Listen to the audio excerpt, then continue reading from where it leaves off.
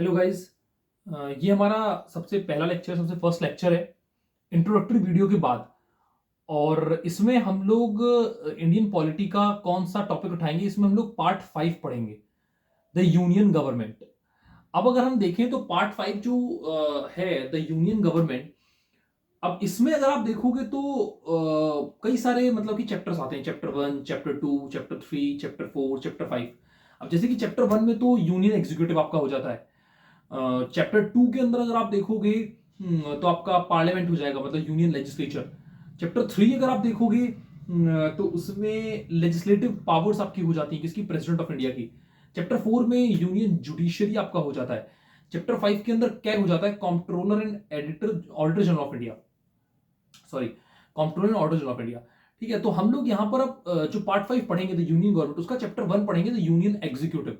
ठीक है, अब सबसे पहली बात आपको यहां पर यह समझना होगा कि इनिशियली अब जो मैं आपको पढ़ा रहा हूं, तो मैं आपको हर एक चीज यहां पे समझाऊंगा, डिस्क्राइब करूंगा, लेकिन हर एक चीज अभी इनिशियल फर्स्ट फेज में आपको आर्टिकल्स को मेमोराइज नहीं करना है।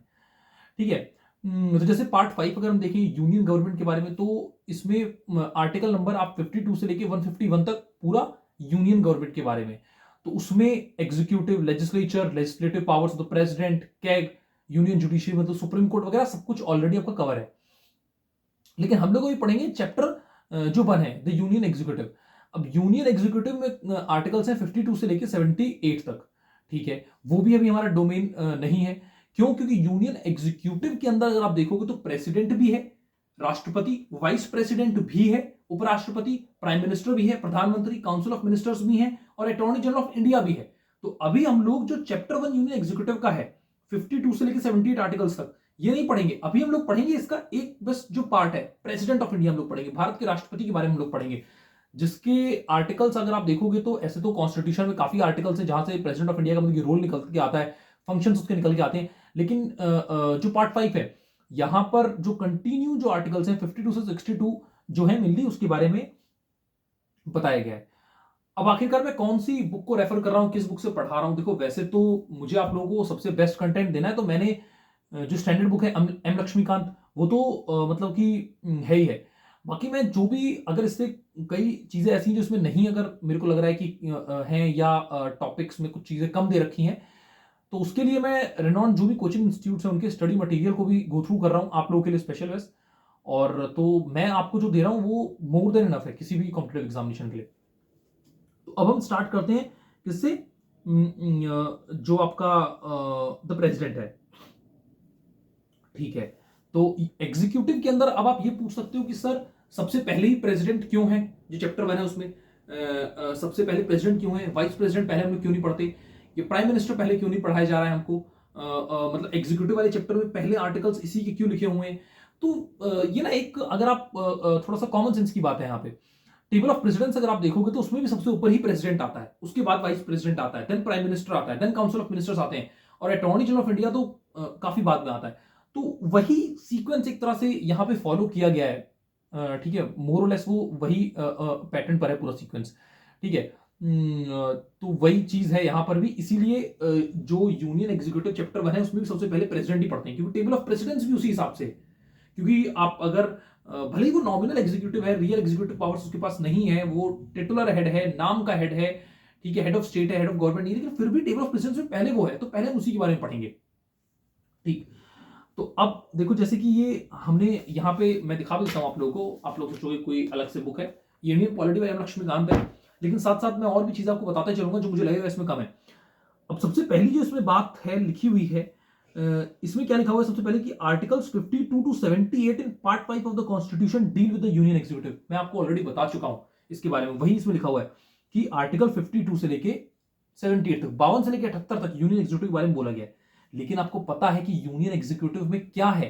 President, vice president, prime minister, council of minister, attorney general of India. इसका मतलब कि आर्टिकल्स केवल प्रेसिडेंट के नहीं है 52 से 78 तक, इसमें सब इंक्लूडेड है। अगली लाइन वही है, the union executive consist of the president, vice president, prime minister, council of minister and the attorney general of India. वो आप समझ चुके हो। ठीक है, अब प्रेसिडेंट के बारे में अगर हम बात करें तो सबसे पहले बुक को हम छोड़ के एक बार थोड़ा सा अगर स्टार्ट करें तो आप प्रियम्बल उठा लो। प्रियम्बल में क्या बोला गया है? प्रियम्बल में यही बोला गया है, we the people of India having solemnly resolve to constitute India into a sovereign socialist, secular, democratic, republic. अब बाकी आप सब कुछ छोड़ दो, प्रियम्बल जब हम लोग डेप्थ में पढ़ेंगे प्रियम्बल के बारे में, जब मैं आपको समझाऊंगा, लेकिन आपको यहां पर मेन जो चीज समझने वाली है वो है रिपब्लिक। अब रिपब्लिक का मतलब क्या होता है? रिपब्लिक का मतलब कि आपकी कंट्री के अंदर कॉन्स्टिट्यूशनल मोनार्की नहीं है। जैसे ब्रिटेन में क्या है कि बिल्कुल सी अगर क्वीन मर गई तो उसके जो बेटे हैं वो मतलब कि किंग बन गए, कॉन्स्टिट्यूशनल मोनार्की वहां पर बिल्कुल सी। वहां पर जो हेड ऑफ स्टेट का ऑफिस है वो एक तरह से हेरिडिटरी ऑफिस है, कॉन्स्टिट्यूशनल मोनार्की है वहां पर, ठीक है। मतलब हेरिडिटरी है वहां पे, अगर आप देखोगे तो बिल्कुल सी है, मतलब कि ये है उसके बाद उसका बेटा या उसके बाद उसकी मतलब कि है फैमिली मतलब पूरी चलेगी। लेकिन हमारे यहाँ रिपब्लिक है। Okay, what is the difference between Republic and a constitutional monarchy? वहां पर हेरिडिटरी ऑफिस है, हमारे यहाँ हेरिडिटरी ऑफिस नहीं है। ये चीज आपको समझनी होगी बिल्कुल सी। हमारे यहाँ जो हेड ऑफ स्टेट है वो हेरिडिटरी नहीं है। तो प्रेसिडेंट के लिए जो भी कंडीशंस बताइए, ऑफिस के लिए जो भी क्वालिफिकेशंस वगैरह बताइए, अगर आप उन सभी को सेटिस्फाई करते हो तो कोई भी बंदा मतलब कि एलिजिबल है वो प्रेसिडेंट के इलेक्शन को कंटेस्ट कर सकता है, प्रेसिडेंट बन सकता है। इसका हेरिडिटरी नहीं है, हेड ऑफ स्टेट हमारा इलेक्टेड है, भले ही इनडायरेक्ट इलेक्शन लेकिन इलेक्टेड है। तो सबसे पहली बात तो प्रियम्बल से उठ गया कि हम लोग रिपब्लिक हैं, ठीक है। रिपब्लिक का मतलब यहां पर क्या है कि जो हेड ऑफ स्टेट है वो हमारा इलेक्टेड है, भले ही वो इनडायरेक्टली इलेक्टेड है, डायरेक्टली बाय द पीपल नहीं है, लेकिन वो इलेक्टेड ही है। आपको ये चीज यहां पर समझनी होगी, ठीक है। फिर उसके बाद देखो जो प्रेसिडेंट है वो हेड ऑफ इंडियन स्टेट है, वही लिखा हुआ है बिल्कुल सही, प्रेसिडेंट हेड है इंडियन स्टेट का बिल्कुल सही, लेकिन इंडियन गवर्नमेंट का हेड नहीं है, वो प्राइम मिनिस्टर है, वो हम बाद में पढ़ेंगे, ठीक है। तो ये हो गया। उसके बाद आप यहां पर ये चीज समझो कि वो कंट्री का फर्स्ट सिटीजन होता है जो प्रेसिडेंट है, और वो एक तरह से सिंबल है यूनिटी का, इंटीग्रिटी का, सॉलिडारिटी का। ये सब बुक्स में लिखा हुआ है। लेकिन अब आप ये बोल सकते हो कि सर इसका मतलब क्या है? इसका देखो सिंपल वर्ड्स में इसका मतलब है यूनिटी, इंटीग्रिटी और सॉलिडारिटी का मतलब, क्योंकि हर एक स्टेट के अलग अलग प्रेसिडेंट तो है नहीं। इंडिया के अंदर काफी सारे स्टेट्स हैं, यूनियन टेरिटरीज हैं, अब उनके अलग प्रेसिडेंट तो है नहीं, प्रेसिडेंट तो एक ही है ना। तो यूनिटी का ही तो सिंबल हुआ वो, बिल्कुल सही होगा। वो इंडियन एक तरह से पूरे स्टेट को मतलब कि रिप्रेजेंट करता है। कहीं पर जाता है तो वहां पर ये नहीं बोलते हैं बिल्कुल सही कि ये इस स्टेट का प्रेसिडेंट है, वो इंडिया का प्रेसिडेंट है, वो इंडिया का प्रेसिडेंट। आपको चीज समझनी होगी बिल्कुल। भारत का राष्ट्रपति है वो, बिल्कुल सही, भारत का राष्ट्रपति है, ठीक है। तो वो एक तरह से मतलब कि बोल दिया भारत, तो वहां पर पूरी यूनाइटेड वाली फीलिंग आ जाती। तो वही चीज है और कुछ नहीं है। अब प्रेसिडेंट के इलेक्शंस के बारे में अगर हम बात करें तो प्रेसिडेंट देखो, सबसे पहली बात तो यहां पर आपका ये है कि जो प्रेसिडेंट है वो इनडायरेक्टली इलेक्टेड होता है, डायरेक्टली लोगों के द्वारा इलेक्टेड नहीं होता है। तो वोट कौन डालता है? सबसे बड़ा सवाल। वोट डालते हैं इलेक्टोरल कॉलेज के मेंबर्स। अब अगला सवाल उठेगा बिल्कुल सी, सर इलेक्टोरल कॉलेज के अंदर कौन आता है? इलेक्टोरल कॉलेज में मैं आपको बताता हूं बिल्कुल सी, इलेक्टेड रिप्रेजेंटेटिव्स आते हैं बिल्कुल सी, पार्लियामेंट के दोनों हाउसेस के। इसका मतलब कि लोकसभा और राज्यसभा के जो इलेक्टेड एमपीज होंगे वो आएंगे, नॉमिनेटेड एमपीज नहीं आएंगे, ठीक है। इलेक्टेड ही आपके स्टेट लेजिस्लेटिव असेंबलीज के मेंबर्स आते हैं, ठीक है। नॉमिनेटेड वहां पर भी नहीं आएंगे, ओके। इलेक्टेड रिप्रेजेंटेटिव्स आपके आते हैं दिल्ली की लेजिस्लेटिव असेंबली के और पुडुचेरी की लेजिस्लेटिव असेंबली के, नॉमिनेटेड वहां पर भी नहीं आएंगे, ओके। और तो नॉमिनेटेड मैंने आपको बता दिया कि ना तो मतलब कि पार्लियामेंट की लोकसभा के आएंगे, ना राज्यसभा के आएंगे, ना स्टेट लेजिस्लेटिव असेंबलीज के आएंगे, ना नॉमिनेटेड आपका दिल्ली के आएंगे, ना नॉमिनेटेड आपके पुडुचेरी के आएंगे। और इलेक्टेड और नॉमिनेटेड दोनों ही नहीं आएंगे किसके? स्टेट लेजिस्लेटिव काउंसिल्स के। वहां पर ना तो इलेक्टेड आएंगे ना ही आपके नॉमिनेटेड आएंगे, ठीक है। उसके बाद अगर हम उठाएं तो मैं आपको बता देना चाहता हूं कि हमने बोल दिया कि चलो लोकसभा के भी नॉमिनेटेड मेंबर्स नहीं आएंगे, हमने बोल दिया लेजिस्लेटिव असेंबलीज के भी नॉमिनेटेड मेंबर्स नहीं आएंगे, हमने बोल दिया। लेकिन मैं आपको बता दूं कि राज्यसभा में तो नॉमिनेटेड मेंबर्स अभी भी है, प्रेसिडेंट उन्हें नॉमिनेट करता है। और स्टेट लेजिस्लेटिव काउंसिल जिस जिस भी स्टेट में बिल्कुल सी बाइकैमरल लेजिस्लेचर है बिल्कुल सी, वहां पर भी बिल्कुल सी गवर्नर क्या करता है? नॉमिनेट करता है कुछ मेंबर्स को। वो डिफरेंट फील्ड्स होती है, वो हम लोग जो पढ़ेंगे जब आपको बताऊंगा, विधान जो परिषद है स्टेट लेजिस्लेटिव काउंसिल, तो वहां पर भी नॉमिनेट किए जाते हैं गवर्नर के द्वारा, ठीक है। लेकिन लोकसभा और स्टेट लेजिस्लेटिव असेंबली में पहले नॉमिनेट होते थे, लेकिन अब नॉमिनेट नहीं होते हैं। क्यों? क्योंकि 104th कॉन्स्टिट्यूशनल जो अमेंडमेंट एक्ट है 2019 का, उसने अब कुछ मतलब कि एक तरह से मना कर दिया। अब एंग्लो इंडियन कम्युनिटीज पहले हम लोग नॉमिनेट करते थे लोकसभा के अंदर बिल्कुल से होगा, स्टेट लेजिस्लेटिव असेंबलीज में अगर लगता था प्रेसिडेंट को या गवर्नर को कि ये मतलब कि एडिक्वेटली रिप्रेजेंटेड नहीं है तो उनके मेंबर्स को नॉमिनेट करते थे, बिल्कुल सी। लेकिन अब नॉमिनेशन बंद हो चुका है इस अमेंडमेंट एक्ट से, ठीक है ना। तो ये चीज आपको यहां पर समझनी होगी, ठीक है। और ये जो मतलब कि बंद हुआ है 25 जनवरी 2020 से बंद हुआ है, एक स्पेसिफिकली अगर मैं आपको डेट बता दूं तो ये डेट है। अब ऐसा है कि अब नॉमिनेशन नहीं होता है, ठीक है। तो इसलिए अब कंफ्यूज मत होना कि लोकसभा के नॉमिनेटेड मेंबर्स पार्टिसिपेट नहीं कर रहे, स्टेट लेजिस्लेटिव असेंबलीज के पार्टिसिपेट नहीं कर रहे। पहली बात तो मतलब कि नॉमिनेशन अब है ही नहीं वहां पर बिल्कुल से, तो पार्टिसिपेट होगा वैसे भी नहीं करेंगे। और अगर होगा तो उसके बारे में फ्यूचर में जो भी मतलब कि गवर्नमेंट रूल्स बनाएगी या कुछ बताएगी तो उस हिसाब से होगा। लेकिन अभी तो यही है कि नॉमिनेटेड मेंबर्स नहीं मतलब पार्टिसिपेट करते, ठीक है। और उसके बाद अगर मैं आपको बताऊं, हाँ, सबसे इंपॉर्टेंट बात आपको यहां पर यह समझनी होगी कि अगर कहीं पर भी इस चीज को समझना बिल्कुल चाहिए, स्टेट लेजिस्लेटिव असेंबली डिसॉल्व हो चुकी है बिल्कुल चाहिए, क्योंकि वहां पे प्रेसिडेंट रूल लगा हुआ है आर्टिकल 356 के तहत, या फिर बिल्कुल चाहिए उसको डिसॉल्व कर दिया गया क्योंकि वहां पे फ्रेश इलेक्शंस वगैरह होने, कुछ भी अगर ऐसा मैटर बन रहा है, ठीक है, और तो मतलब कि ऐसा नहीं है कि बिल्कुल चाहिए अब डिसॉल्व हो गई तो उस स्टेट से कोई पार्टिसिपेट नहीं कर पाएगा तो प्रेसिडेंट का इलेक्शन रुक जाएगा, प्रेसिडेंट का इलेक्शन फिर भी होगा। और इलेक्टोरल कॉलेज में वैकेंसी है क्योंकि ये मेंबर्स अभी इलेक्टोरल कॉलेज में तो इस स्टेट से नहीं आ रहे हैं, है ना, क्योंकि कंप्लीटली उनकी पूरे स्टेट की असेंबली को अपने डिसॉल्व कर दिया प्रेसिडेंट रूल के चक्कर में, या मतलब कि वहां पर फ्रेश इलेक्शन होंगे प्रेसिडेंट के इलेक्शन के बाद तो वो डिसॉल्व है, तो वैकेंसी तो है, या फिर बिल्कुल सी कहीं पर कोई मतलब कि एमएलए या एमपी उनकी डेथ कर चुका है बिल्कुल से, वहां पे बाई इलेक्शन नहीं हुए लेकिन प्रेसिडेंट का इलेक्शन रुकेगा फिर भी नहीं होगा, और क्योंकि वैकेंसी इलेक्टोरल कॉलेज में बिल्कुल से होगा, ये इलेक्टोरल कॉलेज इनकम्प्लीट है, इस ग्राउंड पर आप मतलब कि इलेक्शन को चैलेंज भी नहीं कर सकते प्रेसिडेंट के इलेक्शन। मेन इंपॉर्टेंट जो बात है वो यहाँ पर ये है, वही यहाँ पे लिखा हुआ था further wherein assembly is dissolved the members of the cease to be qualified to vote in the presidential election, बिल्कुल जो वो डिसॉल्व हो चुकी है तो वो लोग प्रेसिडेंशियल इलेक्शन में वोट नहीं डाल सकते हैं, और भले ही फ्रेश इलेक्शन आपके प्रेसिडेंशियल इलेक्शन के बाद हो तो कोई दिक्कत वाली बात नहीं है, लेकिन वो लोग वोट नहीं डालेंगे। तो ये चीजें हैं, ठीक है। और इस ग्राउंड पर उनकी कि आपका खाली था मतलब कि इलेक्शन के लिए इलेक्टोरल कॉलेज में वैकेंसी थी, या फिर इलेक्टोरल जो कॉलेज था वो इनकम्प्लीट था, इस ग्राउंड पर कोई सुप्रीम कोर्ट में उसके इलेक्शंस को चैलेंज भी नहीं कर सकता प्रेसिडेंट ऑफ इंडिया के इलेक्शंस को, ये चीज आपको समझनी होगी। This is the main thing. फिर अब यहां पर आपको मैं बता देना चाहता हूं कि जितने भी प्रेसिडेंट के इलेक्शंस में लोग वोट डालते हैं जो इलेक्टोरल कॉलेज के मेंबर्स होते हैं, अब उनकी वोट जो है उसकी वैल्यू यूनिफॉर्म तो होती नहीं है। आप इस चीज को समझो बिल्कुल सही, वोट की जो वैल्यू है वो यूनिफॉर्म नहीं होती है, क्योंकि कोई स्टेट बहुत बड़ा है कोई स्टेट बहुत छोटा है, कहीं पॉपुलेशन बहुत ज्यादा है कहीं पॉपुलेशन बहुत कम है, कहीं पर इलेक्टेड रिप्रेजेंटेटिव्स का नंबर कितना है कहीं पर इलेक्टेड रिप्रेजेंटेटिव्स का नंबर कितना है, तो वोट की वैल्यू आपकी सेम नहीं होने वाली है। लेकिन कॉन्स्टिट्यूशन में आर्टिकल 55 में बिल्कुल सही उस एक तरह से यूनिफॉर्मिटी को अचीव करने के लिए कुछ प्रावधान है, कुछ मतलब कि आपका बताया गया है आर्टिकल 55 में, और वो इसीलिए बताया गया जिससे कि एक तरह से यूनिफॉर्मिटी रहे सभी स्टेट्स के बीच में, और स्टेट्स एक तरफ और यूनियन एक तरफ, इनके बीच में भी आपकी यूनिटी रहे बिल्कुल चाहिए। मतलब कुल मिला के सिंपल वर्ड्स में मैं बताऊं बिल्कुल चाहिए कि जो एमएलएज हैं, तो एमएलए जितने भी हैं बिल्कुल चाहिए पूरे ऑल ओवर इंडिया इलेक्टेड बिल्कुल चाहिए वो, और एमपीज जितने भी हैं ऑल ओवर इंडिया उनके बीच में भी एक तरह से पैरिटी का प्रावधान करने के लिए आर्टिकल 55 में कुछ बता रखा है। अब कैसे मतलब कि एक तरह से मतलब कि यूनिफॉर्मिटी अचीव होगी उसके लिए कुछ उनकी फॉर्मूले हैं, वो इतना कॉम्प्लेक्स या इतना टफ नहीं है, बहुत सिंपल है। देखो सबसे पहली बात यहां पर यह है कि एक स्टेट का जो एमएलए होगा, मान लो कि कोई भी स्टेट है वो मतलब कि हरियाणा है या कोई यूनियन टेरिटरी हो गई जैसे दिल्ली हो गई पुडुचेरी हो गई जहां पे लेजिस्लेटिव असेंबलीज है, तो वहां पे बिल्कुल से एक मतलब कि पर्टिकुलर जो एमएलए है उसकी वोट की आप वैल्यू कैसे निकालोगे, बहुत सिंपल है। वोट की वैल्यू निकालना आप क्या करोगे, वहां पे जो भी पॉपुलेशन है बिल्कुल सी है उसको डिवाइड कर दोगे number of elected representatives into में, मतलब मल्टीप्लिकेशन 1/1000, तो उससे बिल्कुल सी जो भी वैल्यू निकलेगी बिल्कुल सी वो उस मतलब की एमएलए की वोट की वैल्यू होगी, ठीक है। अब फिर आप क्या करोगे, अब लेकिन कोई यहां पे ये बोल सकता है सर आपने पॉपुलेशन ऑफ स्टेट बोल दिया, अब कौन सी पॉपुलेशन लेनी है, कौन से सेंसस के बाद वाली पॉपुलेशन लेनी है। आपको 84th कॉन्स्टिट्यूशनल अमेंडमेंट एक्ट 2001 ने क्या बोल रखा है, बस यही बोल रखा है कि 1971 का जो सेंसस है उसके फिगर्स लेने होंगे आपको बिल्कुल ये जो एमएलएज हैं उनकी वोट की वैल्यू को काउंट करने के लिए, उसकी वोट की वैल्यू निकालने के लिए, ठीक है। 1971 का सेंसस की आपको मतलब कि जो नंबर्स हैं वो लेने हैं, ये समझ लो बिल्कुल सही।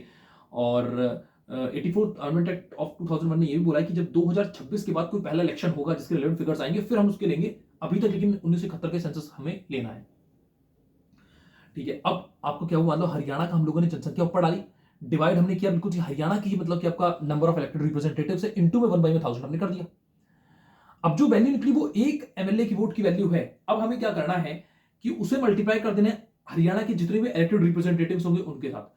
अब हमने जो उसको मल्टीप्लाई कर दी तो हरियाणा की इंटायर लेजिस्लेटिव असेंबली के अंदर जितने भी इलेक्टेड रिप्रेजेंटेटिव्स हैं सबकी वैल्यू निकल गई। इसी तरह से आपको हर एक state, union territory of Delhi, union territory of Puducherry का निकाल लेना है। जब आप निकाल लोगे तो अब यहां पर बिल्कुल सी जो भी वैल्यूज निकल कर आई हैं बिल्कुल सी मतलब कि सभी स्टेट्स के यूटीज के मतलब कि एमएलएस की वोट की वैल्यू मतलब कि क्योंकि किसी एक की नहीं, आपने सबकी निकाली मल्टीप्लाई कर करके, ठीक है, सबकी निकल के उसको ऐड ऑन कर देना है, ठीक है। तो ये पूरी की पूरी बिल्कुल सी कंट्री के जो एमएलएस हैं उनकी वोट की वैल्यू आपके पास आ चुकी है, ठीक है। तो अब क्या करोगे, इसी वैल्यू को आपको रखना है डिवाइड बाय में नंबर ऑफ इलेक्टेड रिप्रेजेंटेटिव्स अपने पार्लियामेंट के दोनों हाउस के। अब आप जब करोगे इसको डिवाइड करोगे तो जो निकल कर आएगा वो क्या होगा, बिल्कुल थी एक एमपी के वोट की वैल्यू निकल कर आई, एमएलए की आपने निकाली, ठीक है, कि population of the state divide करा उसको बिल्कुल से आपने number of elected representatives of that state multiply किया मतलब 1/1000 से, ठीक है, वो उसकी एक की वैल्यू निकली, और फिर उस तरह से बिल्कुल से आपने उस पर्टिकुलर स्टेट के सभी एमएलए की वैल्यू निकालने के बिल्कुल मल्टीप्लाई कर दी कितने इलेक्टेड रिप्रेजेंटेटिव्स हैं, ठीक है। ओके, फिर आपने क्या किया कि भाई जो भी मतलब कि सभी स्टेट्स की यूटीज की निकली उसको ऐड ऑन करके टोटल वैल्यू निकाल ली। अब उससे डिवाइड कर दिया आपने किसको, number of elected representatives of both house of parliament को। तो एक एमपी की निकल गई। अब इसे मल्टीप्लाई कर दोगे बिल्कुल से जितने भी एमपी हैं लोकसभा के राज्यसभा के जो इलेक्टेड है, वो जैसे आप मल्टीप्लाई करोगे तो ये इंटायर उसकी मतलब की वैल्यू निकल आएगी बिल्कुल सी किसकी, एमपीज की वोट की वैल्यू निकल कर आएगी, ठीक है। तो ये इंटायर उसकी निकल के आ जाएगी। तो उनकी भी अब इससे क्या हुआ कि आपको सारे के सारे मतलब कि उसकी वैल्यू मिल गई आपको किसकी, जो एमएलए पूरी कंट्री के अंदर है उनकी वैल्यूज मिल गई, ठीक है। और सारे एमपीज की मिल गई। और आप इन दोनों को देखोगे ना बिल्कुल एक दूसरे के बराबर होंगी। तो ये फॉर्मूला इसीलिए बनाया गया है। क्यों बनाया गया है, बिल्कुल जिससे कि मतलब कि क्या हो, पूरी पैरिटी रहे बिल्कुल सी, सारे के सारे स्टेट्स एक तरफ और सारा मतलब कि यूनियन एक तरफ अगर हो तो पैरिटी रहे। ये नहीं कि बिल्कुल से आपका एक की वोट की वैल्यू, एमपीज की वोट की वैल्यू ज्यादा होगी, इनकी वोट की वैल्यू कम होगी, ऐसा नहीं है बिल्कुल से। ऐसे तो फिर हम क्या, जो प्रेसिडेंट है वो सबका रिप्रेजेंटेटिव नहीं होगा, ठीक है, ठीक है। वो सबको रिप्रेजेंट करता है। इसका मतलब कि जितनी वैल्यू मतलब कि दी गई है स्टेट्स के एमएलए की वोट को बिल्कुल सी उतनी इनको दी जाएगी, बराबर होंगे। अच्छा, तो अब इसको आप प्लस कर दो बिल्कुल सी। तो ये मतलब कि एक तरह से अगर सभी लोग आते हैं, जितनी जितनी मतलब की सीट्स हैं, तो एक तरह से वैलिड वोट्स इस तरह से निकलती हैं। तो ये था एक तरह से यूनिफॉर्मिटी अचीव करने के जो फॉर्मूले थे वो ये थे। अब आप खुद देखो ना बिल्कुल सी कि सारे के सारे मतलब कि जो एमएलए हैं सभी स्टेट्स के, उनकी जो वोट की वैल्यू है वो सारे एमपीज की वोट की वैल्यू की अगर बराबर आई तो यूनिफॉर्मिटी अचीव होगी ना सभी स्टेट्स में। और यूनियन एक तरफ यूनिफॉर्मिटी अचीव हुई और स्टेट्स की यूनिफॉर्मिटी हमने अचीव कर दी थी उस वाले फॉर्मूले से। ये आपका हो चुका है बिल्कुल सी, बहुत बढ़िया। अब लेकिन हम लोग पढ़ेंगे बिल्कुल सी प्रेसिडेंट का इलेक्शन होता कैसे। देखो, proportional representation, single transferable vote और सीक्रेट बैलेट से होता है। अच्छा, अब इसको हम समझेंगे आखिरकार क्या मतलब है प्रोपोर्शनल रिप्रेजेंटेशन का, क्या मतलब है सिंगल ट्रांसफरेबल वोट का, क्या मतलब है सीक्रेट बैलेट का, वो भी आगे हम लोग देखते हैं बिल्कुल सी। देखो, ये सिस्टम इसीलिए बनाया गया है जिससे मतलब कि कोई भी जो कैंडिडेट मतलब कि जीत कर आएगा प्रेसिडेंट के ऑफिस के अंदर, वो मतलब कि एब्सोल्यूट मेजॉरिटी से आए बिल्कुल थी। मतलब ये नहीं जैसे मतलब कि हमारे लोकसभा के या विधानसभा के जो इलेक्शंस होते हैं वो कैसे होते हैं, वो एफपीटीपी सिस्टम होते हैं, first pass the post system से। मतलब कि जिसको मैक्सिमम नंबर ऑफ वोट्स मिले वो आपका जीत जाता है। अगर कैंडिडेट ए है, कैंडिडेट बी है, लोकसभा की कॉन्स्टिट्यूंसी से खड़े हैं और एक मतलब कि बटन दे रखा है, हम लोगों ने दो ही कैंडिडेट खड़े हैं उस कॉन्स्टिट्यूंसी से, एक मतलब कि बटन दे रखा है नोटा, मतलब तीन ही चीज है, नन ऑफ द अबव। और 300 मतलब कि आपका यहाँ पे वोटर्स हैं, ठीक है। अब कैंडिडेट ए को अगर 100 लोगों ने वोट कर दिया, 200 वोट्स बची, इसको 50 लोगों ने वोट किया और 150 वोट चली गई नोटा में। तो आप ये मत बोलना बिल्कुल सी नोटा में ज्यादा वोट चली गई तो इलेक्शन सब दोबारा से होंगे, बिल्कुल से कोई भी नहीं जीता, नहीं।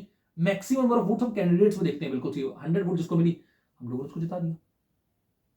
अब वो मतलब 300 वोटर में से अगर 100 वोट भी मिल गई तो वो जीत गया वो बंदा वहां पर। ये होता है मतलब ये लोकसभा के और विधानसभा के इलेक्शन, ठीक है। और हम लोग बाकी जब म्यूनिसिपैलिटीज के पढ़ेंगे वहां पे भी यही एफपीटीपी सिस्टम है बिल्कुल, जो पंचायत के इलेक्शन में भी यही सिस्टम, वो हम लोग आगे डेप्थ में पढ़ेंगे। मैंने आपको एक एग्जांपल दिया है, ठीक है, हाइपोथेटिकल एग्जांपल है क्योंकि 300 वोटर कहीं पे होते नहीं है, ज्यादा ही होते हैं, ठीक है। तो अब क्या होगा, मैं कहां पर था कि 300 मतलब कि उसको 100 मिले, तो अगर 300 का हम 50% में निकाले तो भी 150 होता है, उसे 50% से भी कम में वो जीत गया क्योंकि उसको मैक्सिमम नंबर ऑफ वोट ही मिले हैं। तो वो एफपीटीपी सिस्टम है। लेकिन यहां पर मैक्सिमम नंबर ऑफ वोट वाला नहीं जीतता, आपको समझना होगा बिल्कुल। यहां पर एब्सोल्यूट मेजॉरिटी से ही बंदा आएगा, मतलब कि 50% से ज्यादा ही वोट मिलेंगे जो जीतेगा उसे। आप ये चीज समझो, ठीक है। उसके लिए मैं आपको एम लक्ष्मीकांत में कुछ टेबल्स दे रखे हैं, उसमें बताया भी है। तो मैं आपको उस टेबल को अगर दिखा पाऊंगा तो जरूर दिखाऊंगा मैं आपको कि उसमें कोई भी आप देखो बिल्कुल से आज तक कोई मतलब कि नहीं जीता है जो एब्सोल्यूट मेजॉरिटी से ना जीता। एब्सोल्यूट मेजॉरिटी से जीतते हैं यहाँ पे, जितने भी जीतते हैं वो एब्सोल्यूट मेजॉरिटी से ही जीतते हैं, ठीक है। ये हो गया तो ठीक है, एब्सोल्यूट मेजॉरिटी से जीतते हैं, बहुत अच्छी वाली बात है। और जो प्रेसिडेंट का इलेक्शन है बिल्कुल सही है, इसको मतलब कि आप चैलेंज कहां पर कर सकते हो, बिल्कुल सही। अगर आप चैलेंज करना चाहो, सबसे पहली बात तो मतलब कि हर कोई चैलेंज नहीं कर सकता, मैं आपको बताऊं बिल्कुल सही। प्रेसिडेंट के इलेक्शन को कंट्रोल करने के लिए पार्लियामेंट के पास पावर है कि वो लॉज वगैरह बना सकता है, और इसीलिए उनकी पार्लियामेंट ने लॉ बनाया भी है। कौन सा है, the presidential vice presidential elections act of 1952, ठीक है। तो उसके अंदर भी काफी मतलब कि प्रेसिडेंट और वाइस प्रेसिडेंट के इलेक्शन से रिलेटेड काफी रूल्स वगैरह बनाए गए हैं, उसमें कई चीजें लिखी हुई है ना। तो वहां पर एक जो सेक्शन है, सेक्शन 14A, उसमें ये बताया गया है कि प्रेसिडेंट के इलेक्शन को चैलेंज कौन कर सकता है। सबसे पहली बात तो प्रेसिडेंट खुद चैलेंज कर सकता है, बिल्कुल जो कैंडिडेट है मतलब, ठीक है। जो कैंडिडेट इलेक्शन में खड़े हैं बिल्कुल सी वो चैलेंज कर सकते हैं, या फिर बिल्कुल सी प्रेसिडेंट के इलेक्शन को चैलेंज करना है तो 20 मतलब कि वोटर्स लगेंगे बिल्कुल सी, जिन्होंने वोट डाली इलेक्टोरल कॉलेज के 20 मेंबर्स है उससे ज्यादा लगेंगे, ठीक है। इसका मतलब हर कोई चैलेंज नहीं कर सकता। और सिंपल सा उनकी फंडा है कि अगर आप मतलब कि वोटर नहीं हो बिल्कुल सी और आप कैंडिडेट भी नहीं हो तो आप चैलेंज नहीं कर पाओगे। मतलब कि इलेक्टोरल कॉलेज के मतलब कि 20 या उससे ज्यादा मेंबर्स चैलेंज कर पाएंगे, या फिर खुद कैंडिडेट उनकी चैलेंज कर पाएगा, और कोई चैलेंज नहीं कर सकता। सेक्शन 14A में ये चीज लिखी हुई है, आप जाके पढ़ लेना, ठीक है। लेकिन अगर सुप्रीम कोर्ट ने इलेक्शंस को वॉइड भी डिक्लेयर कर दिया है, ठीक है, सुप्रीम कोर्ट मतलब कि अगर मतलब कि उसने इलेक्शन को वॉइड डिक्लेयर भी कर दिया सुप्रीम कोर्ट ने, तो सबसे इंपॉर्टेंट बात यहां पर ये है, सुप्रीम कोर्ट ने वॉइड डिक्लेयर किया, वो वॉइड डिक्लेयर कर सकता है प्रेसिडेंट के इलेक्शन, तो कोई बड़ी बात नहीं है, बिल्कुल ठीक। लेकिन जो बंदा प्रेसिडेंट के ऑफिस में था, जिस दिन तक था, उसने जो भी काम किया वो काम इनवैलिड नहीं हो जाएगा, वो काम बिल्कुल सही है, वो बिल्कुल वैलिड रहेगा, ठीक है। भले इलेक्शंस को आपने इनवैलिड डिक्लेयर कर दिया, ठीक है। तो सुप्रीम कोर्ट में ही बस इलेक्शन पिटीशन जाएगी, बिल्कुल सही है, ठीक है। और सुप्रीम कोर्ट ही डिस्प्यूट्स को मतलब कि सॉल्व करेगा, बिल्कुल सी। प्रेसिडेंट के इलेक्शन से रिलेटेड कोई भी डिस्प्यूट है वो कहां पर सॉल्व होगा? कल सुप्रीम कोर्ट में होगा, सुप्रीम कोर्ट में ही पिटीशन जाएगी, इलेक्शन पिटीशन, बिल्कुल सी का वो फाइनल अथॉरिटी है सुप्रीम कोर्ट, बिल्कुल सी है, ठीक है। लेकिन चैलेंज हर कोई नहीं कर सकता, खुद कैंडिडेट्स कर सकते हैं या फिर आपका इलेक्टर्स कर सकते हैं, जो इलेक्टोरल कॉलेज कहते हैं, बिल्कुल 20 या उससे ज्यादा, 20 या उससे ज्यादा, ठीक है। और ये जो पावर थी सुप्रीम कोर्ट की पावर भी उसे छीन ली गई थी 39th अमेंडमेंट एक्ट से। लेकिन फिर वापस उसको सुप्रीम कोर्ट को पावर दी गई, बिल्कुल सी का, कि प्रेसिडेंट के इलेक्शंस में बिल्कुल सी आपकी जो पावर है वो फाइनल पावर है, फाइनल अथॉरिटी है, वो उसको दी गई दोबारा से 44th अमेंडमेंट एक्ट ऑफ 1978 में पावर उसको दोबारा दी गई थी, ठीक है। तो हम लोग दोबारा से आते हैं लौट कर वहीं पर कि इलेक्शंस कैसे होते हैं, proportional representation, single transferable vote, secret ballot से इलेक्शंस होते हैं, बिल्कुल से होगा, है ना। यूनिफॉर्मिटी हम देख चुके हैं। तो अब यहां पर हमने आपको बता दिया ना कि जो बंदा जीतेगा एब्सोल्यूट मेजॉरिटी से जीतेगा, ठीक है, और एब्सोल्यूट मेजॉरिटी से जीतेगा। अब बेसिकली जो भी बंदा प्रेसिडेंट के इलेक्शन को कंटेस्ट करेगा और जीत कर प्रेसिडेंट के ऑफिस में घुसेगा, उसे एक कोटा चाहिए वोट्स का। वो वोट्स के उस कोटा को अगर अचीव करता है, उससे ज्यादा वोट्स लेके आता है, तभी हम उसे एज अ विनर डिक्लेयर करेंगे, अदरवाइज हम उसको विनर डिक्लेयर नहीं करते। कोटा मतलब कि कैसे निकालोगे, उसके लिए भी एक फॉर्मूला है। उसके लिए है total number of valid votes polled. अच्छा, कितनी वोट्स आपकी आई हैं, अब इसी कैसे निकाला जाएगा? ये वही दोबारा से उनकी यूनिफॉर्मिटी वाले उनकी फॉर्मुलेस पे आ जाओ, बिल्कुल सही। आपने देख लिया कि टोटल एमपीज की वोट की वैल्यू है, टोटल ऑल ओवर कंट्री के अंदर जितनी भी एमएलएज उनकी वोट की वैल्यू है, दोनों को आपने ऐड ऑन कर दिया, ठीक है। तो वो टोटल उनकी वैलिड वोट्स हो गए। डिवाइड करते हैं कितनी आपको उनकी पोस्ट को फिल करना है, यहाँ पे बस एक ही पोस्ट फिल करनी है, प्रेसिडेंट की 1, फिर +1 करते हैं तो 2 हो गए यहाँ पे, और +1 कर देते हैं, और ठीक है। तो ये इस तरीके से आपका कोटा निकल जाता है, ठीक है। अब जिस भी मेंबर को बिल्कुल सी ये कोटा मिलेगा, जिस भी कैंडिडेट को बिल्कुल सी उससे ज्यादा मिलेंगे, वही उनकी प्रेसिडेंट तरफ डिक्लेयर किया जाएगा एज अ विनर, अदरवाइज कोई भी विनर नहीं बन सकता। ये आपको समझना होगा, ठीक है। जैसे यहां पे लिखा भी है ईच मेंबर, अब यहां पर आप देखो मतलब कि होता क्या है, यहां पर प्रेसिडेंट के इलेक्शन बिल्कुल सी इलेक्टोरल कॉलेज के जो मेंबर्स होते हैं उनके पास वोट तो एक ही होती है, लेकिन प्रेफरेंस होती है, ठीक है। वो प्रेफरेंस दे सकते हैं। अभी मैं आपको समझाता हूं सिंगल ट्रांसफरेबल वोट क्या होता है उसके बारे में। यहां पे जैसे लिखा भी है बिल्कुल होगा, each member of the electoral college is given only one ballot paper, एक ही बैलेट पेपर दिया जाएगा। बैलेट पेपर में जितने भी कैंडिडेट्स होंगे सभी का नाम होगा, सब कुछ होगा। आप उनके अगेंस्ट, उनके ऑपोजिट में बिल्कुल से क्या कर सकते हो, बिल्कुल से प्रेफरेंस डाल सकते हो, ठीक है।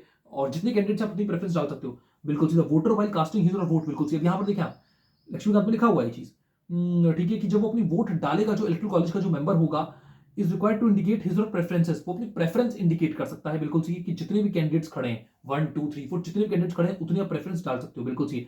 इसका मतलब कि यहां पर उतनी प्रेफरेंस डाल सकते हो जितने कैंडिडेट्स उनकी फील्ड में है, ठीक है। अब देखो सिंगल ट्रांसफर वोट आप समझ रहे हो आप लोग, बिल्कुल सी। फर्स्ट प्लेस में जब मतलब कि आपकी काउंटिंग स्टार्ट होगी, बिल्कुल सी, अगर यहीं पर किसी को कोटा मिल गया तो भाई कोटा हम लोग पहले निकाल लेते हैं ना, कोटा पहले निकाल लेते हैं। अगर कोई भी मतलब कि स्टेट की लेजिस्लेटिव असेंबली को डिसॉल्व कर रखा है, बिल्कुल सी, तो वो लोग मतलब कि इलेक्टोरल कॉलेज के अंदर नहीं होंगे, बिल्कुल सी। तो उन एमएलएस की बिल्कुल सी वोट की वैल्यू नहीं कंसीडर की जाएगी, बिल्कुल सी, है ना। ये चीजें वहीं पे बिल्कुल सी, कोई एमएलए एमपी मतलब कि आपका डेथ कर चुका है, आप समझे इस चीज को, बिल्कुल सी।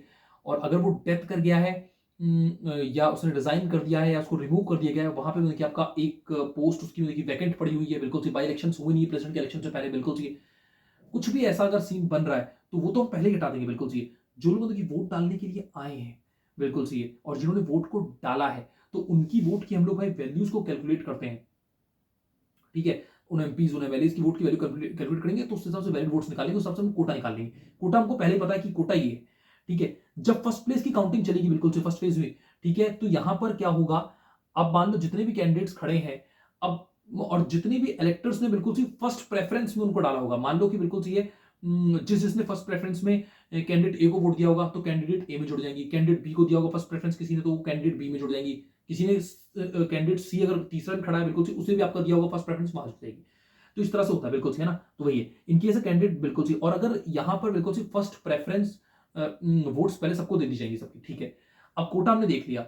अब इनको ये वोट्स मिली हैं। अब हम देखेंगे अगर फर्स्ट जब काउंटिंग हम लोग करेंगे बिल्कुल सेव का, जब काउंटिंग सबसे पहले चरण की करी जाएगी और वहीं पर किसी को मतलब कि आपका मिल जाती है कोटा, तो डेफिनेटली सिंगल ट्रांसफरेबल वोट कभी स्टार्ट ही नहीं होता फिर तो। वही तो यहाँ बता रहे बिल्कुल C, in case a candidate secures the required quota बिल्कुल सी इन द स्पेस, इसी फेज में उसको मिल गया बिल्कुल सी, तो डेफिनेटली वो इलेक्टेड आपका डिक्लेयर हो जाता है। ठीक है, तो यहाँ पर आपका जो सिंगल ट्रांसफरेबल वोट है, ट्रांसफर वोट तो स्टार्ट ही नहीं हुई बिल्कुल सी। अदरवाइज नहीं तो फिर उनकी जो प्रोसेस होता है ट्रांसफर वोट का वो स्टार्ट होता है बिल्कुल सी, कि अब आपकी जो वोट आपने डाली है, अगर वो कैंडिडेट मतलब कि नहीं जीत रहा, उसे कोटा नहीं मिल रहा है, 20 नंबर वोट से उसे मिली है फर्स्ट काउंटिंग में, तो वो हटा दिया जाएगा, लेकिन आपकी वोट बर्बाद नहीं जाती है। ठीक है, वोट आपकी यहां पर बर्बाद नहीं जाएगी। तो आपने जिसको सेकंड प्रेफरेंस दे रखी थी, अब आपकी वोट उसको चली जाएगी। ठीक है, ये ट्रांसफर ऑफ वोट है, समझ में आया? ठीक है, इस सेट इन मोशन वो स्टार्ट हो गया बिल्कुल C. The ballots of the candidate securing the least number of उनकी फर्स्ट प्रेफरेंस, मैंने वही तो बोला बिल्कुल सी, फर्स्ट प्रेफरेंस जब काउंटिंग करी थी हमने बिल्कुल सी, वहां पे जिसको सबसे कम वोट मिली थी वो हटा दिया जाएगा। अब वो इलेक्शन में नहीं है, कोई रेस में नहीं हो बिल्कुल सी, उस बंदे को मतलब कि जिन लोगों ने फर्स्ट दी थी, उन लोगों ने जिसको सेकंड प्रेफरेंस दिए, वो वोट्स उनकी वहां पर चली जाएंगी। ठीक है, बिल्कुल सही कहा है ना। हर second preference votes are transferred to the first preference votes of other candidates, बिल्कुल सी, और ये जब तक चलता रहेगा बिल्कुल सी, जब तक कि किसी को मतलब कि कोटा नहीं मिल जाता। ये चीजें और सुप्रीम कोर्ट का मैं पहले ही बता चुका हूं बिल्कुल सी, है ना। ओके, और यहां पर ये है। अब हम बात करते हैं कॉन्स्टिट्यूंट असेंबली के बारे में। तो कुछ जो मेंबर्स थे हमारे कॉन्स्टिट्यूंट असेंबली के, अब उन लोगों ने बोला कि भैया इनडायरेक्ट जो इलेक्शन आप प्रेसिडेंट की कर रहे हैं वो अनडेमोक्रेटिक है, वो तो लोकतंत्र के खिलाफ है। उन्होंने काफी चीजें बोली। ठीक है, और उन्होंने डायरेक्ट इलेक्शन को प्रपोज किया, लेकिन आपका फिर भी कॉन्स्टिट्यूंट असेंबली में डायरेक्ट इलेक्शन को नहीं माना गया। प्रेसिडेंट के लिए बोला कि इनडायरेक्ट इलेक्शन ही होगा। उसकी उन लोगों ने मतलब कि ऐसे नहीं कि बस बोल दिया हो गया, कॉन्स्टिट्यूंट असेंबली में बकायदा डिबेट हुआ। उन डिबेट्स में उन लोगों ने बड़े वैलिड पॉइंट सामने रखे, जो मतलब कि कॉन्स्टिट्यूशन मेकर्स थे, क्यों हम लोग डायरेक्ट इलेक्शन लेना चाहते हैं। सबसे पहली बात तो यहां पर यह हुआ कि प्रेसिडेंट के इनडायरेक्ट इलेक्शन को लेने के पीछे जो सबसे बड़ा कारण था वो ये था कि जो प्रेसिडेंट है वो नॉमिनल एग्जीक्यूटिव है, वो टिटुलर एग्जीक्यूटिव है, रियल एग्जीक्यूटिव पावर उसके अंदर नहीं है, वो council of minister head by the prime minister के अंदर है। ठीक है, और जब उसके पास रियल पावर्स नहीं है, ठीक है, तो मतलब कि डायरेक्ट इलेक्शन करने का कोई मतलब बनता नहीं है बिल्कुल सी। अगर हम डायरेक्ट इलेक्शन करें तो हमें इसे रियल पावर्स देनी चाहिए, उनका कहना ये था बिल्कुल सी, अदरवाइज मतलब कि कोई पर्पस बनता नहीं। ठीक है, इनडायरेक्ट इलेक्शन ही ठीक है, क्योंकि नाम का है बस बनता बिल्कुल सी, और क्योंकि अगर नॉमिनल एग्जीक्यूटिव है तो एक बंदे के इलेक्शन के लिए जो कि नॉमिनल है, उन्होंने बोला इतने ज्यादा इंतजाम करने, तो उसमें काफी कॉस्ट, काफी टाइम कंज्यूमिंग होगा वो प्रोसेस, बिल्कुल काफी एनर्जी भी लगेगी, तो एक बंदे के इलेक्शन के लिए वो चीज सही नहीं है। और जो कि नॉमिनल है, अगर रियल होता तो भी किए जाते, रियल तो है नहीं, तो इसलिए मतलब कि करना भी डायरेक्ट इलेक्शन सही नहीं है बिल्कुल सही, डायरेक्ट इलेक्शन सही है। और फिर दूसरी बात, सबसे इंपॉर्टेंट बात यहां पर ये कि हम लोगों ने पार्लियामेंट्री फॉर्म ऑफ गवर्नमेंट लिया। पार्लियामेंट्री फॉर्म ऑफ गवर्नमेंट में आपका होता ये है कि जो आपका रियल पावर्स होती हैं, एग्जीक्यूटिव पावर्स, वो council of minister head by the prime minister के पास होती है, इनके पास बस नॉमिनल है, बस नाम का है, सेरेमोनियल पोजीशन है। और सेरेमोनियल पोजीशन का डायरेक्ट इलेक्शन करने का कोई मतलब नहीं है। डायरेक्ट इलेक्शन उनके लिए करो जिनके पास रियल पावर्स है, इसके पास रियल पावर्स नहीं है, अनरियल पावर्स है, तो इसका इलेक्शन भी इनडायरेक्ट है। इसलिए आप समझो ये चीज है, यही शायद से आपका बुक में लिखा भी होगा, देखो। ठीक है, ये हो गया, होगा बिल्कुल सही। ठीक है, ठीक है ना, बिल्कुल सही है। और सबसे इंपॉर्टेंट बात यहां पर ये कि अगर हमारे कॉन्स्टिट्यूशन मेकर्स, आप खुद सोच के देखो एक चीज, बिल्कुल प्रेसिडेंट को भी डायरेक्टली इलेक्टेड कर देते, और काउंसिल ऑफ मिनिस्टर और जो प्राइम मिनिस्टर वगैरह वो भी, जो रियल एग्जीक्यूटिव पावर्स जिनके पास है, वो भी अगर डायरेक्टली इलेक्टेड होते, तो फिर कॉन्फ्लिक्ट नहीं होता। प्रेसिडेंट बोलता मैं भी डायरेक्टली इलेक्टेड हूं, मेरे पास भी पावर है, वो बोलते हम भी डायरेक्टली इलेक्टेड, हमारे पास भी पावर है। तो इसीलिए जो रियल जिनके पास पावर है उनका डायरेक्ट इलेक्शन है, जिसके पास रियल पावर नहीं है उसका इनडायरेक्ट इलेक्शन है, क्योंकि रियल कोई पावर नहीं है इसलिए इनडायरेक्ट इलेक्शन ही ठीक है। जब रियल पावर नहीं है तो तब इलेक्शन डायरेक्ट करना कोई समझदारी नहीं है, क्योंकि उसमें काफी कॉस्ट लगेगा, काफी टाइम कंज्यूमिंग प्रोसेस है, काफी एनर्जी कंज्यूमिंग वो प्रोसेस आपका बनेगा। ठीक है, अच्छा। और कुछ मेंबर्स ने ये भी बोला बिल्कुल सी, कॉन्स्टिट्यूंट असेंबली के जो मेंबर्स थे, कि भैया अगर चलो ठीक है आप इनडायरेक्ट इलेक्शन भी ले रहे हो तो चलो ठीक है, लेकिन पार्लियामेंट के दोनों हाउस के बस मेंबर्स जो है बस वो वोट डाल सके बिल्कुल सी, और कोई वोट ना डाले। लेकिन इस चीज को भी नहीं एक्सेप्ट किया गया, वो इसलिए क्योंकि जो कॉन्स्टिट्यूशन मेकर्स थे बिल्कुल सी, वो बहुत मतलब कि एडवांस सोचते थे अपने टाइम से। उन्हें उन्होंने वर्ल्ड के जो कॉन्स्टिट्यूशंस थे उनकी स्टडी करी थी, तो उन्हें एक चीज समझ में आई। उन्होंने ये चीज देखा कि अगर सेंटर में किसी एक पार्टी का डोमिनेंस है, जो कि लंबे समय तक कांग्रेस का रहा भी, वो हम आगे देखेंगे बिल्कुल से होगा, तो उनको समझ में आया कि अगर एक पार्टी का डोमिनेंस रहा तो अपनी पार्टी के किसी भी बंदे को मतलब कि प्रेसिडेंट बना देगी। तो ऐसी कंडीशन में अगर देखोगे तो वो बस एक तरह से जो प्रेसिडेंट है वो स्टेट्स का तो रिप्रेजेंटेटिव हुआ ही नहीं ना, क्योंकि स्टेट्स में ऑपोजिशन भी रूल कर सकती है, डिफरेंट रीजनल पार्टीज भी रूल कर सकती हैं। ठीक है, आपने उनसे तो पूछा ही नहीं कि प्रेसिडेंट किसको बनाना है किसको नहीं बनाना, उनको आपने वोटिंग राइट्स दिए नहीं बिल्कुल सही। तो जो मतलब कि सत्ता में केंद्र में है वो अपने बंदे को बना दे, क्योंकि उनके पास मेजोरिटी है लेजिस्लेचर के अंदर। ठीक है, और वो अपने ही कैंडिडेट को बार बार प्रेसिडेंट बनवाएंगे, बिल्कुल सही है। और तो वो एक तरह से स्टेट्स का रिप्रेजेंटेटिव नहीं हो पाएगा। इसीलिए मतलब कि आज हम लोग बिल्कुल सी स्टेट्स भी वोट डालते हैं प्रेसिडेंट के इलेक्शन में, और एमपीज भी वोट डालते हैं, जिससे वो सबका रिप्रेजेंटेटिव हो। ठीक है, तो ये चीज़ें थी जो प्रेसिडेंट की आज मेरे को आपको पढ़ानी है। वैसे तो मैं बाकी और चीज़ें भी आपको पढ़ा सकता हूँ, लेकिन उसमें फिर बहुत ज़्यादा एक ही उसमें हो जाएगा, तो आप लोग कंफ्यूज जाओगे। आप पहले इतना डाइजेस्ट करो, ठीक है, क्योंकि जैसे एक बार में आप लोग ज़्यादा खा लेते हो तो पेट के अंदर दिक्कतें बन जाती है ना, तो अगर ज़्यादा नॉलेज भी हो जाएगी तो वो माइंड डाइजेस्ट नहीं कर पाएगा। आप पहले इतना डाइजेस्ट करिए, धीरे धीरे स्लोली एंड स्लोली और लेक्चर्स आएंगे। और वीडियो जिससे ज़्यादा लंबी भी ना हो, इसलिए भी थोड़ा मैं आज यहाँ पर स्टॉप करूँगा। लेकिन मैं और देख लेता हूँ जो और मेरे कुछ नोट्स वगैरह हैं कि क्या उनमें कुछ ऐसा है जो मैंने आपको नहीं बताया। ठीक है, ओके ओके ओके, है ना, ओके, हाँ। तो जो प्रेसिडेंट के इलेक्शन को लेकर मैंने आपको बताया था, बिल्कुल C presidential vice presidential elections act भी बना हुआ है, बिल्कुल से 1952 का, उसके तहत भी कई रूल्स बने हैं। और उनमें से एक रूल था सेक्शन 14 जहां मैंने बताया बिल्कुल सी प्रेसिडेंट के इलेक्शन को आखिरकार चैलेंज कौन कर सकता है, बिल्कुल जो का 20 इलेक्टोरल कॉलेज के मेंबर्स या उससे ज्यादा इकट्ठे होकर, और या फिर खुद जो कैंडिडेट्स होंगे जो इलेक्शन कंटेस्ट करेंगे, बिल्कुल सी है ना, हाँ, आइदर वही कैंडिडेट, बिल्कुल जी। इसका मतलब कि अगर आप कैंडिडेट नहीं हो, सुप्रीम कोर्ट ने ये चीज क्लियरली बताई भी है, ठीक है, सुप्रीम कोर्ट ने क्लैरिफाई किया भी है। और वो क्लैरिफिकेशन सुप्रीम कोर्ट ने दी है, उसमें बताया भी है कि अगर आप कैंडिडेट नहीं हो, इलेक्टर नहीं हो, तो आप पिटिशन नहीं डाल सकते, इलेक्शन पिटिशन सुप्रीम कोर्ट में, ठीक है। अगर हो तो डालो, अदरवाइज नहीं डालो। और सुप्रीम कोर्ट का जो भी फैसला होगा फाइनल होगा, मैं बता चुका हूं आपको, बिल्कुल चाहिए, ठीक है।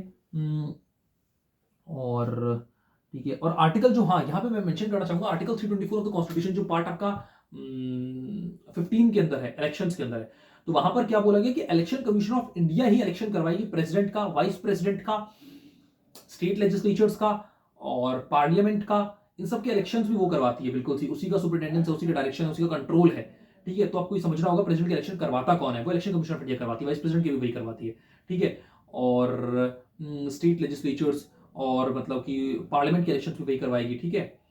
और म्यूनसिपैलिटीज, पंचायत की तो स्टेट इलेक्शन कमीशन कराएगी, वो सेपरेट होंगे, जब पढ़ेंगे तो आपको समझ में आएगा, ठीक है।